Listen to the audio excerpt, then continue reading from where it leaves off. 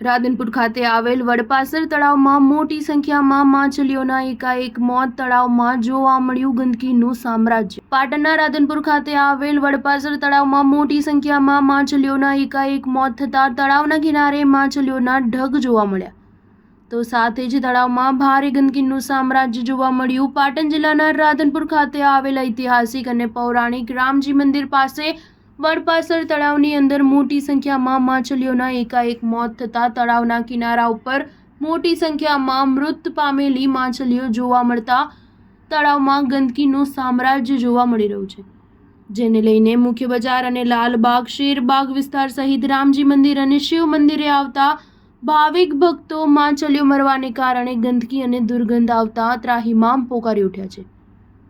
મહત્વનું છે કે રાધનપુર નગરપાલિકા ટીમ દ્વારા કોઈપણ જાતની માછલીઓ હટાવવાની કામગીરી કરવામાં આવી નથી, ત્યારે અહીંયા સ્થાનિકો સહિત દર્શનાર્થે આવતા ભાવિ ભક્તોને પારાવાર મુશ્કેલીનો સામનો કરવો પડી રહ્યો છે.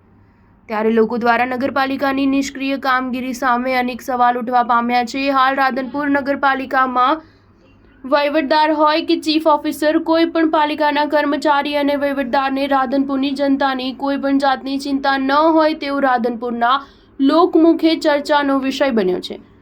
હાલ રાધનપુર તળાવની અંદર મોટી સંખ્યામાં માછલીઓના એકાએક મોત થતાં રાધનપુર નગર દુર્ગંધ અને ગંદકીના ભરડામાં જોવા મળી રહ્યું છે, જેને લઈને નગરપાલિકાની કામગીરી સામે લોકો સવાલ ઉઠાવી રહ્યા છે.